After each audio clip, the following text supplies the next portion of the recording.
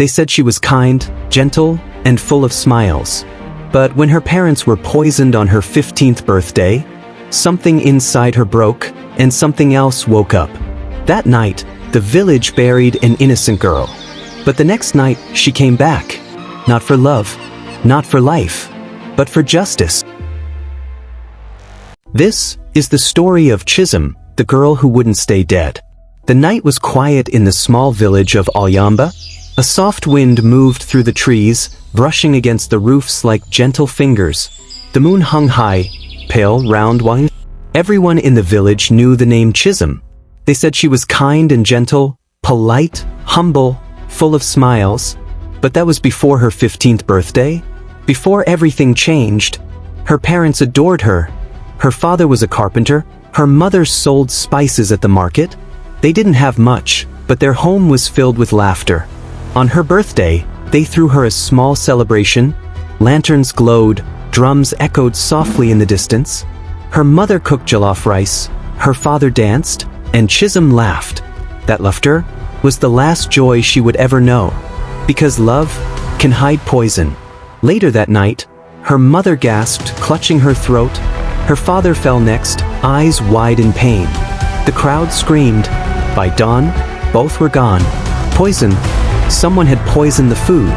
And Chisom, poor Chisom, was the only one who survived. Her tears didn't stop for days. The villagers buried her parents under a mango tree. After that, she visited their graves every evening. She would sit on the cold earth, whispering to the soil, as if the earth could whisper back. One evening she prayed softly, "Mama, if they did this, let the truth find them." Grief changed her. Her eyes lost their light. Her smile never returned. And at night, when the wind passed through her window, she could swear it carried her parents' voices. "Chisom, remember, remember." Then came Ibuka, her uncle. He arrived in neat clothes and a wide smile. He said he'd take care of her. The villagers believed him, but Chisom didn't. Soon, Ibuka showed his true colors. He seized her parents' land, their savings, their house. He said, "It's for your future." But her future disappeared that day. His wife, Njidika, was crueler still. She barked orders like a commander. Clean the floor. Wash the clothes. Their two daughters mocked her endlessly. When it was time to eat, they tossed leftovers at her. Cold rice, burnt beans, scraps for dogs. And every night, she slept hungry and broken. Still she whispered, "God sees everything." But the darkness saw more. Sometimes, when the house was quiet, Chisom saw shadows slide along the walls. Sometimes she saw eyes glowing faintly behind her. And she could hear whispers, soft as the wind. "Remember, remember." One night, Ibuka shouted from the veranda, "Go to the market and buy kerosene." The sky was already black. Chisom begged, "It's late, uncle." But his glare said no more words. She walked down the lonely road. The air smelled of dust and rain. Then she heard a sound, a car engine roaring behind her. Headlights flared. There was no time to run. The crash echoed through the night. Then, silence. She woke up in the hospital. Her legs were heavy, lifeless. The doctor's face told her the truth before his mouth did. She would never walk again, but Chisom never panicked because she already did not see any reason to do so. That night, when the lights went out, she heard her parents again, louder this time. "Chisom, remember us. Remember the poison. Remember who did it." Her heart raced. Could it be true? Had Ibuka done it? Days turned into weeks. Then one cold evening, Njidika brought her dinner. A bowl of cold rice, bitter as usual. Chisom took one bite, and her stomach twisted in pain. Her body trembled. Her breath grew short. She collapsed, eyes wide with disbelief. The last thing she saw was Ibuka's calm smile. She was really passing away. Happy but unsatisfied vengeance grew stronger. The next morning, the village gathered to mourn. They said poor Chisom was gone. They placed her in a white coffin, small and simple. They buried her beside her parents, under the mango tree. The priest said prayers. People cried. The wind carried their voices into the hills. Then the breeze stopped. Even the crickets fell silent, and from the grave came a faint sound. A slow, tazik. Another knock, then another. The coffin lid cracked. A pale hand pushed through the wood. Her hair spilled out, thick with soil.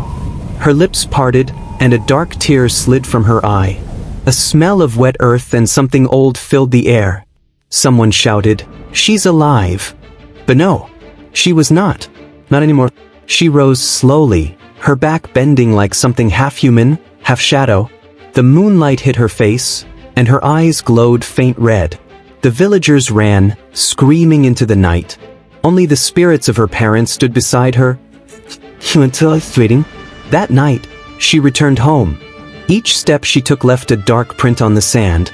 The dogs howled once, then went quiet. The lamps flickered and died. Inside the house was Ibuka drinking palm wine, humming softly. The wind outside stopped moving. Then came a knock, slow, steady. She froze. The knock came again. When he opened the door, his cup slipped from his hand. There she stood, covered in soil, eyes glowing faint red. "Uncle," she whispered, "you forgot one thing. You cannot take me." The lights exploded. The air grew thick like smoke. Jadika screamed. The daughters hid under the table. The walls bled shadow. The windows shattered. Voices filled the air, hundreds, whispering his name. "Ibuka, Ibuka, Ibuka." He fell to his knees. "Please, Chisom. Mercy." But Mercy had died long ago. The spirits of her parents stood behind her. Her mother's voice was gentle. Her father's voice was deep. Together they said, "Let the truth be known." Then, silence. When the villagers rushed in, they found Ibuka and Jadiku trembling, their eyes wild with fear. They screamed that ghosts had come. They confessed everything. How they poisoned her parents. How they stole the land. How they tried to kill Chisom. The chief declared judgment that very night. Ibuka and his family were driven out, disgraced, their names cursed forever. They were thrown into the mighty forest. Jadiku was carried away by a huge wild eagle. Ibuka died in shame and vultures fixed on his carcass. And as they fled into the spiritual world, a voice followed them, calm and cold, "Justice is done." The next morning, the sun was bright and gold. By the graves, Chisom opened her eyes. Her hands moved, her chest rose. She was breathing again. A dead girl came back to life. She became and do things mysteriously, killing and getting rid of all sort of wickedness and evil in their community. The villagers cried with joy. They carried her home. They gave her parents a new burial, with music, prayers, and tears of peace. As the drums faded, a soft wind passed through the mango leaves. It felt like a blessing. No one could explain how she came back, but they all knew the truth. Some spirits cannot rest until justice is complete. That night, a red mark appeared on her door. A single glowing eye. Not a curse, but a shield. A sign that her family was finally at peace. Chisom smiled at the wind and whispered, "Rest now, Mama. It's over." And somewhere beyond the trees, the wind carried a soft voice. "How do you learn?" Asterisk, the girl who wouldn't stay dead has finally come home.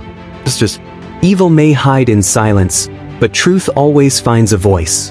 If this story gave you chills, tap like, share with someone who loves African horror, and subscribe to African Tales by Lucky O for more spine-chilling legends. Because the next story might be closer than you think.